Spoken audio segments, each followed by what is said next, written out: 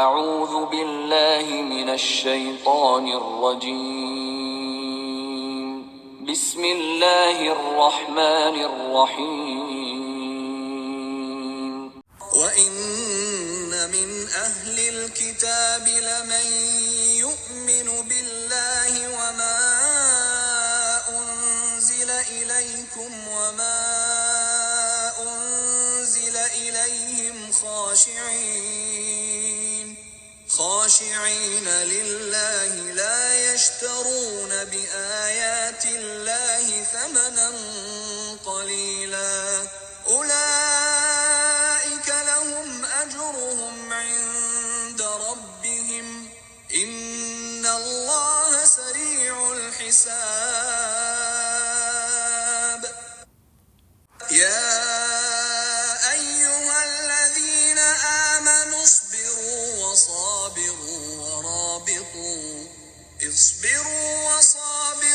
ورابطوا واتقوا الله لعلكم تفلحون۔ السلام علیکم ورحمۃ اللہ وبرکاتہ۔ میری پیاری بہنوں، کیسے ہیں آپ؟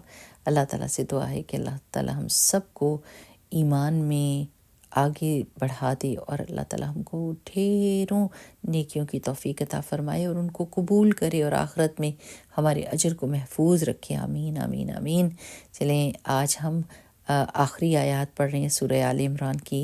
سبحان اللہ، اللہ تعالیٰ کی کتنی بڑی شان ہے کہ اس نے ہمیں یہ موقع دیا کہ آج ہم اس جگہ پر ایک ایک آیت کر کے پہنچے ہیں کہ ہم زہراوین کو، الزہراوین ہے نا، یہ دو چمکنے والی صورتیں ہیں جو آج ہم فنش کر لیں گے۔ اللہ سبحانہ و تعالیٰ کرے کہ اس میں جو کچھ بھی ہم نے سیکھا ہے وہ ہماری زندگی کا حصہ بن جائے اور قیامت کے دن یہ ہمارے حق میں بات کریں، یہ ہمارے اوپر سایہ فگن ہو۔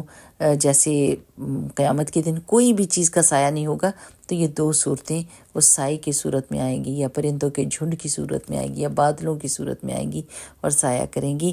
اللہ تعالیٰ ان کو ہمارے حق میں کرے اور ہمارے خلاف نہ کرے، آمین۔ چلیے اب دعا مانگتے ہیں اور پھر شروع کرتے ہیں۔ نحمدہ ونصلی علی رسولہ الکریم، اما بعد، فاعوذ باللہ من الشیطان الرجیم، بسم اللہ الرحمن الرحیم۔ رب اشرح لی صدری ویسر لی امری واحلل عقدۃ من لسانی یفقہوا قولی، ربنا زدنا علما، اللہم وفقنا لما تحب وترضى، آمین۔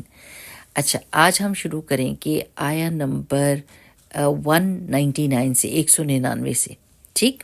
سورہ آل عمران کی، اور اینڈ تک جائیں گے۔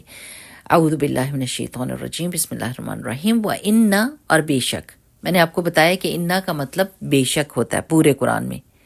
من اہل الکتابی، اہل کتاب میں سے۔ آپ مجھے بتائیے اہل کتاب کس کو کہتے ہیں؟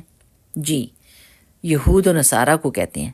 یہ ان کو اللہ تعالیٰ نے کتاب دی تھی نا، تو اس لیے ان کو اہل کتاب یعنی کتاب والے لوگ، ٹھیک؟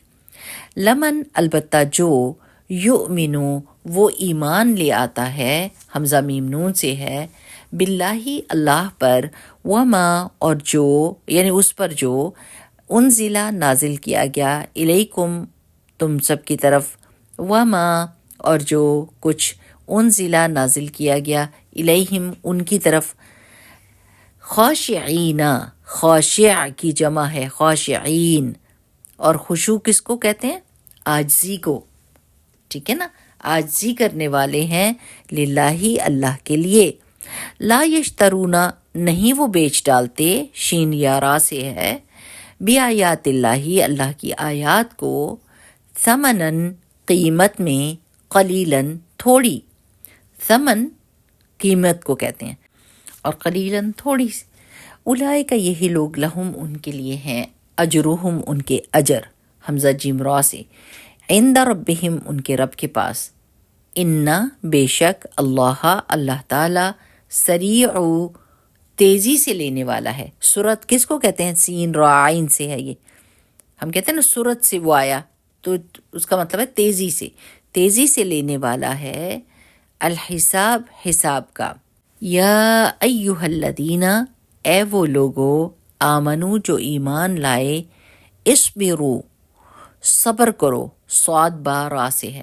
صبر کا مطلب ہوتا ہے جم جانا اور تکلیف میں شکوہ اور شکایت نہ کرنا، ٹھیک۔ وَصَابِرُوا، اور ایک دوسرے کو بھی جمع کر رکھو، یعنی صابروں میں مطلب کیا آتا ہے کہ ایک دوسرے کے ساتھ بھی یہی کرو کہ ایک دوسرے کو جمنے میں مدد دو۔ وَرَابِطُوا، اور جہاد کے لیے تیار رہو۔ وَاتَّقُوا اللَّهَ، اور اللہ تعالیٰ سے ڈرو۔ لَعَلَّكُمْ، تاکہ تم تفلحون، تم فلاح پا جاؤ۔ فالام ہا سے ہے فلاح، فلاح جو ہوتا ہے نا وہ کسان کو کہتے ہیں۔ کیوں؟ کیونکہ وہ سارا وقت اپنی کھیتی کی حفاظت کرتا رہتا ہے، اس کا سارا دھیان اپنی کھیتی کی طرف ہوتا ہے، جب تک وہ اس فصل کو کاٹ نہیں لیتا تب تک وہ اس سے بے پرواہ نہیں ہوتا۔ تو فلاح بھی جو مفلح ہے نا بندہ، جو فلاح پانے والا ہے یعنی جنت میں جانے والا ہے، وہ ساری زندگی اپنی نیکیوں کی حفاظت کرتا رہتا ہے، ان کی فکر کرتا رہتا ہے، اسی کے بیچ میں اس کا دھیان لگا رہتا ہے جب تک کہ قیامت کے دن وہ اپنی نیکیوں کی فصل کو کاٹے گا نہیں اور اس کا اجر نہیں لے گا، ٹھیک ہے۔ بڑا پیارا ان کا تعلق ہے باتوں کا۔ چلیے اب ہم تفسیر کرتے ہیں۔ اللہ سبحانہ تعالیٰ فرماتے ہیں کہ کچھ لوگ اہل کتاب میں سے ایسے ہیں کہ جو اللہ پر ایمان لے آتے ہیں اور محمد رسول اللہ صلی اللہ علیہ وسلم پر جو کچھ بھی نازل ہوا ہے اس پر ایمان لے کر آتے ہیں، اور وہ اللہ تعالیٰ کے آگے عاجزی کرتے ہیں۔ وہ اللہ کی آیات کو بیچتے نہیں ہیں کہ دنیا کے فائدے کے لیے وہ آیات کو بیچ دیں اور جھوٹ بول کر اللہ کی آیات کا انکار کر دیں۔ اب جب دیکھیں محمد رسول اللہ صلی اللہ علیہ وسلم آئے تھے تو یہود اور نصارہ کو ڈیٹیلز پتہ تھی رسول اللہ صلی اللہ علیہ وسلم کی، اور یہ بات کتنی مشہور ہے کہ یہود اپنا گھر چھوڑ کر مدینہ کے کنارے آ کر بیٹھے ہوئے تھے، کیونکہ ان کو یہ بھی پتہ تھا کہ آخری نبی کس جگہ پر آئے گا۔ جسٹ امیجن کہ کتنے، اور حضرت سلمان فارسی کی کہانیاں پڑھیں تو عیسائی جو پادری تھے انہوں نے حضرت سلمان فارسی کو بتاتے رہے کہ یہاں جاؤ اور یہ نشانیاں اس آخری نبی کی جو آئیں گے اور وہ کون سی جگہ پر آئیں گے اس جگہ چلے جاؤ۔ یعنی یہود اور نصارہ رسول اللہ صلی اللہ علیہ وسلم کو ایسے پہچانتے تھے جیسے اپنے بیٹوں کو، اتنی زیادہ پہچان تھی ان کے اندر۔ لیکن جب رسول اللہ صلی اللہ علیہ وسلم آئے تو اکثریت ان میں سے اس لیے بدک گئی کہ وہ بنی اسرائیل سے کیوں ہیں اور وہ بنی اسماعیل سے کیوں آ گئے ہیں، یعنی ہمارے خاندان میں کیوں نہیں آئے۔ اگر یہ ہمارے خاندان میں آتے، ہمارے لینیج میں سے آتے تو ہم ان کی بات مان لیتے، لیکن اب تو یہ بنی اسماعیل سے آئے ہیں تو ہم ان کی بات نہیں مانتے، چاہے وہ اصلی نبی بھی ہیں تو۔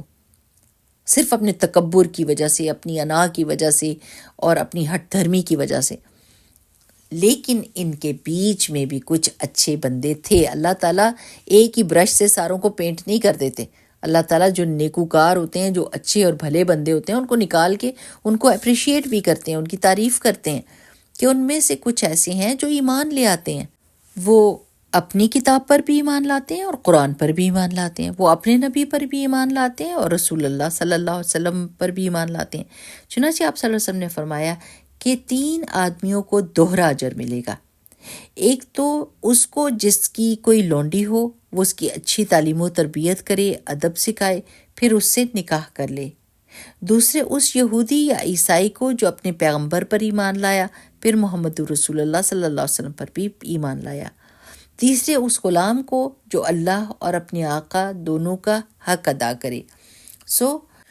اہل کتاب اگر رسول اللہ صلی اللہ علیہ وسلم پر ایمان لاتے ہیں تو ان کو دوہرا اجر ملتا ہے، اور سبحان اللہ کہ ان کی ساری غلطیاں معاف ہو جاتی ہیں، وہ ایک نئے طریقے سے زندگی میں داخل ہوتے ہیں، ان کی نیکیوں کو محفوظ رکھا جاتا ہے، یعنی کہ نیکیوں اور بدیوں سب کو ختم کر دیا جائے اور وہ نئی زندگی شروع کریں، لیکن بدی کو ختم کر دیا جاتا ہے، اس کی جگہ حسنات آ جاتی ہیں اور نیکیوں کو محفوظ رکھا جاتا ہے، اور وہ ایک نئے سرے سے اپنی زندگی کو شروع کرتا ہے۔ سبحان اللہ۔ اللہ تعالیٰ کہتے ہیں اولئک لہم اجرہم عند ربہم، ان کے رب کے پاس ان کا اجر ہے، بے شک اللہ تعالیٰ بہت جلد حساب لینے والا ہے۔ اب اللہ تعالیٰ مسلمانوں کو آخر میں، سورت کے آخر میں کیا کہہ رہے ہیں کہ اے لوگو جو ایمان لائے ہو، تم نے صبر کرنا ہے، بی پیشنٹ، اپنے آپ کو روک کر رکھو، مشکلوں اور پریشانیوں میں شکوے شکایتیں نہ شروع کر دیا کرو، بد دل نہ ہو جایا کرو، چھوٹا دل نہ کیا کرو، اپنے آپ کو روک کر رکھو، کوئی بھی نیگیٹو بات نہیں کرنی. وَصَابِرُوا، اور ایک دوسرے کو بھی جما کر رکھو. جب نیکی ایک شروع کر دی ہے تو اس نیکی پر جم جاؤ. یہ نہیں کہ آج کی کل چھوڑ دی، آج کی کل چھوڑ دی. یہ بھی نہیں کہ نیکی صرف خود ہی کرو اور جمو، بلکہ ایک دوسرے کو جماؤ. اور جہاد کے لیے تیار رہو، آپس میں ربط رکھو، اپنے ایک دوسرے کے ساتھ جڑے ہوئے رہو. اور کیونکہ جب آپ ربط میں ہوتے ہیں، جب آپ ریڈی ہوتے ہیں، تو پھر دشمن کو یہ جرت نہیں ہوتی کہ وہ آپ کے اوپر حملہ کرے. وہ ڈر جاتا ہے، روب میں آ جاتا ہے. روب ضرور ڈالنا چاہیے تاکہ دوسرے کو جرت ہی نہ ہو اٹھ کھڑے ہونے کی. رسول اللہ صلی اللہ علیہ وسلم نے فرمایا، اللہ کی راہ میں ایک دن مورچے پر رہنا دنیا اور ما فیہا سے بہتر ہے، اور تم میں کسی کو ایک کوڑا رکھنے کی برابر جنت میں جگہ مل جائے تو وہ دنیا اور ما فیہا سے بہتر ہے. اور شام کو جو آدمی اللہ کی راہ میں جہاد میں چلے یا صبح کو، تو وہ دنیا اور ما فیہا سے بہتر ہے. یعنی اگر ہم اللہ کے دین کو، مسلمانوں کو پروٹیکٹ کرنے کے لیے کہیں پہ پہرا بھی دے رہے ہیں تو وہ دنیا اور مافیات کا مطلب ہے دنیا اور جو کچھ اس میں ہے اس سے بہتر ہے. مدنی دور میں ابتدائی سالوں میں مشرک قبائل بہت زیادہ مسلمانوں کو تنگ کرتے تھے، ہر وقت جنگ کی اور حملے کی سازشیں کرتے رہتے تھے. اس وقت رسول اللہ صلی اللہ علیہ وسلم بہت الرٹ ہوتے تھے، اور جب ذرا سا محسوس کرتے تھے کہ مدینہ کی طرف کسی دشمن نے بری نظروں سے دیکھا تو فوراً وہاں جا کے پہلے خود جا موجود ہوتے تھے تاکہ ان پر روب بیٹھ جائیں.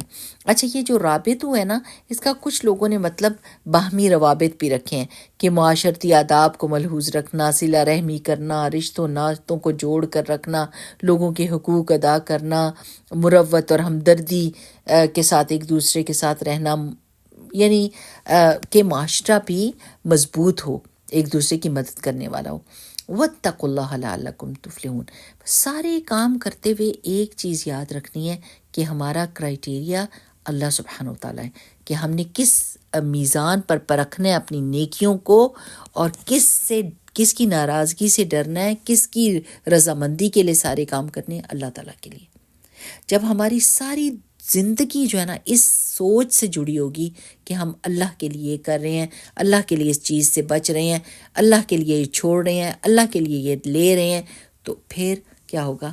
ہم فلاح پا جائیں گے. وہ تو دن کیا ہوگا نا، دن ایسے سوچ آتی ہے نا کہ جس دن جنت میں انٹر ہو گئے، ہاں مزہ آ جائے گا. اور اللہ تعالیٰ یہ کہہ دیں گے آج کے بعد تمہیں یہ ڈر نہیں ہوگا کہ میں تم سے ناراض ہوں گا. یہ سوچیں نا، اس دنیا میں ہمیں ہر وقت ڈر لگا رہتا ہے. ہم نیکی کرتے ہیں تو بھی ڈرتے ہیں، برائی کرتے ہیں تو بھی ڈرتے ہیں اللہ کی ناراضگی سے.